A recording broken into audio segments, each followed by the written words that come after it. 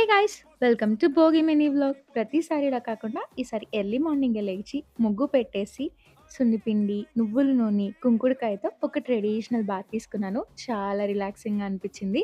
And దాని తర్వాత దేవుడి దగ్గర అంతా ప్రిపరేషన్ చేసి, చక్కగా హ్యాపీగా ఒక దీపం వెలిగించుకున్నాను. అండ్ నాకు నచ్చినట్టుగా నేను డెకరేషన్ అయితే చేశాను. మీన్‌వైల్ అమ్మ అయితే స్వీట్ అండ్ హాట్‌కి ప్రిపేర్ చేస్తుంది. స్వీట్ వచ్చేసి బొబ్బట్లు అండ్ హాట్ వచ్చేసి పులిహోర.